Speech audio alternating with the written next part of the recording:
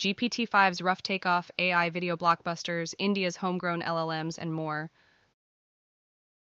Dear friends, just as many businesses are transforming to become more capable by using AI, universities are too. I recently visited the UK to receive an honorary doctorate from the University of Exeter's Faculty of Environment, Science and Economy. The name of this faculty stood out to me as a particularly forward-looking way to organize an academic division. Having computer science sit alongside environmental science and the business school creates natural opportunities for collaboration across these fields. Leveraging AI leads a university to do things differently. Speaking with Vice Chancellor Lisa Roberts, Deputy Vice Chancellor Timothy Quine, and CS Department Head Andrew Howes, I was struck by the university leadership's pragmatic and enthusiastic embrace of AI. This is not a group whose primary worry is whether students will cheat using AI. This is a group that is thinking about how to create a student body that is empowered through AI, whether by teaching more students to code, helping them use AI tools effectively, or showing them what's newly possible in their disciplines.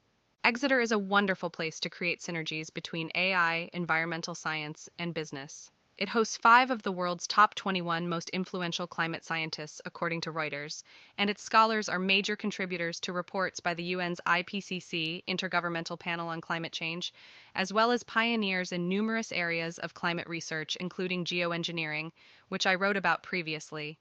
Its Centre for Environmental Intelligence, a partnership with the Met Office, the UK's National Weather Service, applies AI to massive climate data sets.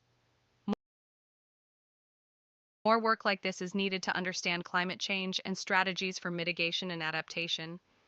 Add to this its business school, named Business School of the Year by the consultancy Times Higher Education, and you have the ingredients for building applications and pursuing interdisciplinary studies that span technological, environmental, and economic realities.